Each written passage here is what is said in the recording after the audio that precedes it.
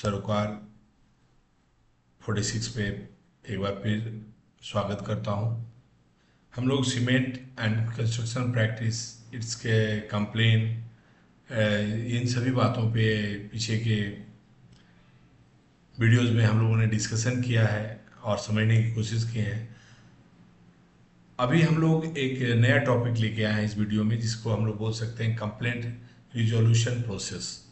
इसमें होता है क्या है कि एक पैटर्न को हम लोग फॉलो करते हैं, हर कंपनी करती है, और इससे बहुत सी चीज़ें जो लीगल टॉपिक्स होते हैं, जो लीगल जो प्रॉब्लम्स आगे आके चल के आ सकते हैं किसी भी कंप्लेन के दौर में, उससे बचने के लिए भी करते हैं। और एक सिस्टमेटिक पॉलिसी हम लोग एडॉप्ट करते हैं, जिससे कि मिनिमम टाइम में और मिनिमम एफर्ट के साथ हम किसी भी कंप्लेन को क्लोज कर सकते हैं।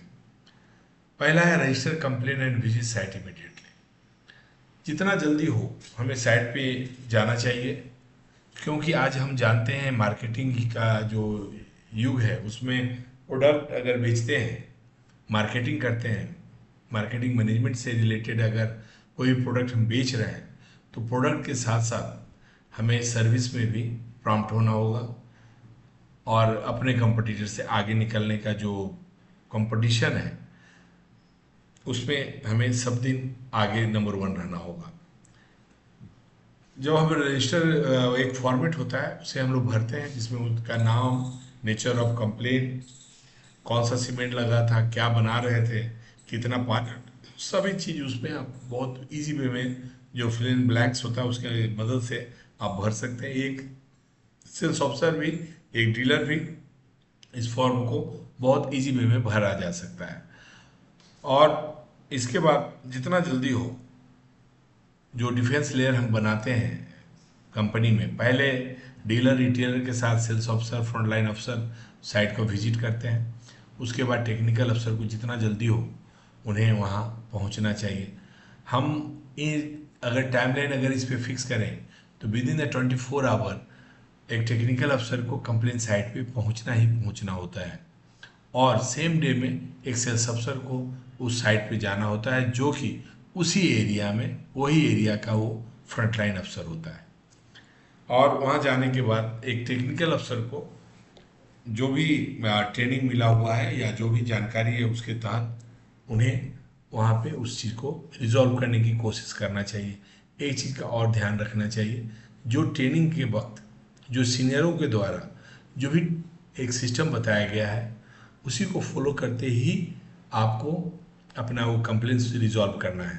कोई भी नया मेथोडोलॉजी या आइडिया को वहाँ पे अगर आप लगाना चाहते हैं, तो बिफोर यूजिंग दैट टूल्स आपको इमिडिएटली अपने टेक्निकल अफसर, जो आपके सीनियर अफसर हैं, उनसे बात करनी होगी और उनसे गाइडलाइन लेना चाहिए। बाय द वे, अगर वो कंप्लेन वहाँ पे सॉल्व नहीं हो पा रहा है, और चूंकि सीमेंट एक कंस्ट्रक्शन मटेरियल एंड केमिकल है, तो इसका टेस्टिंग, जो केमिकल टेस्टिंग होता है लैबों में होता है, तो उसके लिए आपको सैंपल ड्रॉ करना होता है। सैंपल ड्रॉ करने वक्त 3 पार्ट में इसे ड्रॉ करना चाहिए, जो कि आपके सीनियर ने उसको ड्रॉ करने का ढंग बताएंगे और बताते हैं। मगर वो तीनों में से एक आपका प्लांट में जाता है, एक दो रखा जाता है एक थर्ड पार्टी टेस्टिंग के लिए, और तीसरा होता है आगे किसी भी फ्यूचर में इन दोनों के वेस्ट हो जाने के बाद उपयोग करने के लिए। ये तीनों वेदर प्रूफ बैग में स्टोर करके रखा जाता है और भेजा जाता है।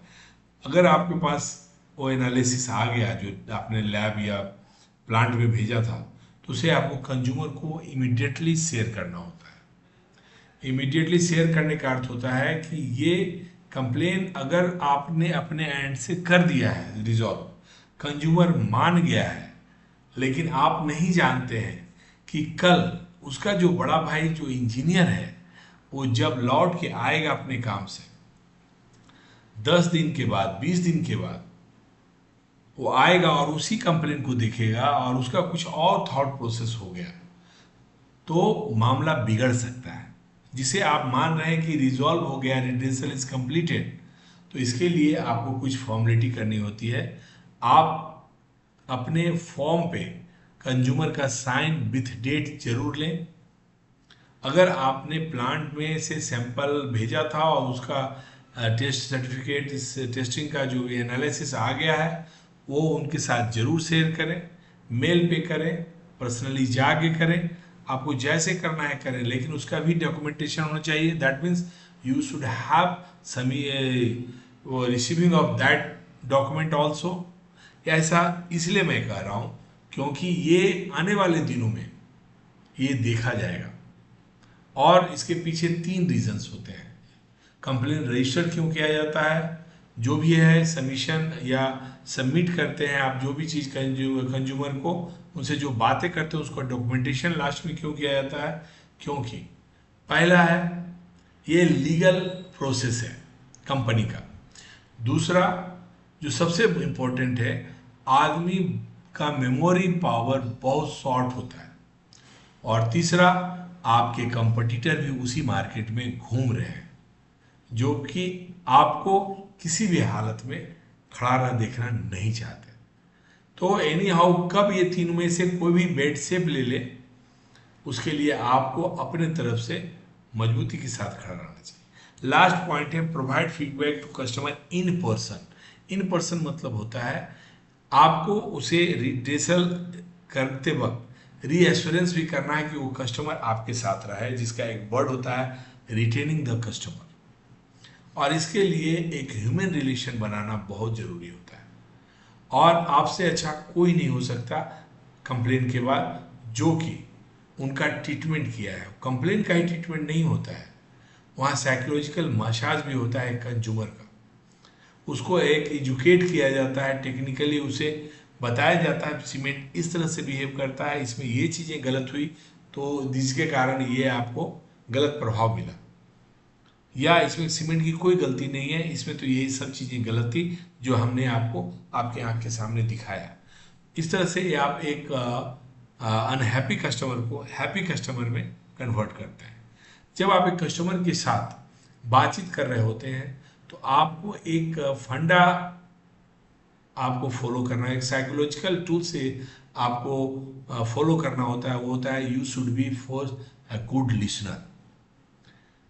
आप साइट पे जाने के बाद कंज्यूमर का सुने, कॉन्ट्रैक्टर का सुने, उसका कोई टेक्निकल ऐड है या कंसल्टेंट है उनकी सुने, और पूरी अच्छी तरह से सुने। उन तीनों को इतना सुने कि वो तीनों खाली हो जाए, तब आप अपनी बातें अपने सिस्टम के हिसाब से, अपने नॉलेज के हिसाब से, जो आपको ट्रेनिंग दिया गया उसके हिसाब से उसे रिड्रेसल करें। आपका 50% मामला सिर्फ अच्छे ढंग से सुनने के कारण ही रिजॉल्व हो चुका रहता है। उनकी जो अंदर की भड़ास होती है, जिसके कारण उनका मटेरियल बर्बाद हुआ, जिसके कारण उनका टाइम बर्बाद हुआ, जिसके कारण उनमें उनके जो ये थे उन्हें प्रभोग किया गया लोगों के द्वारा आपके अगेंस्ट, वो सभी चीज़ें शांत हो जाती है। और उस वक्त आप अगर अपनी बातों को व्यवस्थित रूप से सिस्टमेटिक ढंग से आप रखते हैं, it is nothing but a win win situation. इसके साथ साथ आपको एक चीज़ का और ध्यान रखना है कि कुछ चीज़ें तो करना है, जैसे आपको गुड लिसनर बनना है, आपको रजिस्टर्ड करना है, आपको उन्हें प्यार से समझाना है, उन्हें पॉइंट टू पॉइंट समझाना है। खासकर इसी का ध्यान रखना है कि सीमेंट एक केमिकल है, उनको समझाना इजी होगा। इसके साथ साथ कुछ चीज़ें आपको वहाँ किसी भी हालात में नहीं करना है। वहाँ ये आपने जब आप एज ए बीइंग टेक्निकल अफसर आपको कुछ चीज़ें नहीं करना होता है। जैसे आप कंप्लेन को इग्नोर ना करें, ये छोटा कंप्लेन है, बड़ा कंप्लेन है, मैंने तो फ़ोन पे ही समझा दिया, डोंट डू दैट। ये सभी चीज़ें आपके कैरियर, आपके पर्सनालिटी और कंपनी के स्वास्थ्य के लिए सही नहीं है। Don't store complains. कंप्लेनों का भरमार हो जाने के बाद एक डायरेक्शन में 4 कंप्लेन आएगा तो उस डायरेक्शन में जाऊंगा, वीट बनाऊंगा और विजिट करूंगा, ये आपकी नौकरी तो खा ही जाएगी। उस कंपनी का उस दिशा में जितने भी कस्टमर हैं सभी को नाखुश कर चुका रहेगा। इसके साथ साथ एक चीज़ का ध्यान रखें, आपको एग्रेसिव नहीं होना है। कंप्लेन है, वहाँ जाएंगे ऊंच नीच हो सकता है। आप एक चीज़ का सदा ध्यान रखें, अगर आप गुड लिसनर रहेंगे, आप पैशनेट रहेंगे, आपके साथ मारपीट नहीं हो सकता। क्यों? क्योंकि आप एक डिफेंस लेयर के तहत अपने रिटेलर, डीलर और फ्रंट लाइन अफसर के साथ वहाँ गए हुए हैं, और इसमें आपका सीएफए भी आपके साथ होता है और रहना चाहिए। इसी के कारण आप सेफ होते हैं उस वक्त। तो आपको एक गुड लिसनर होने से और पैसने कूल बिहेव करने से आपका काम हो जाएगा। आपको एग्रेसिव नहीं होना है। एग्रेसिव होने का अर्थ होता है आप रिएक्टिव हो रहे हैं, और रिएक्टिव होने से आपका काम मिनिमम से मिनिमम 30 to 35% डिटोरेट होता है।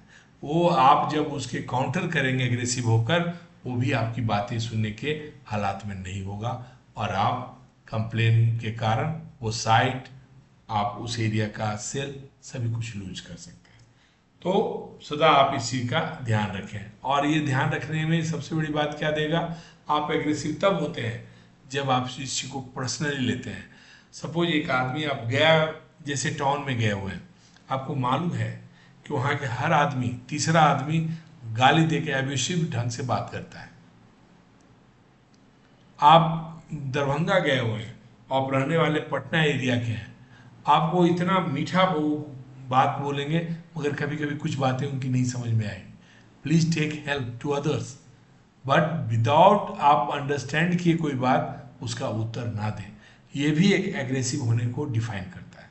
तो पर्सनली ना लें, और इसको शांत चित्त के साथ रिजॉल्व करने की कोशिश करेंगे। और मेरा ये गट्स फील है कि आप प्रॉब्लम को सॉल्व कर पाएंगे, कंप्लेन आपका रिजॉल्व होगा ही होगा। धन्यवाद।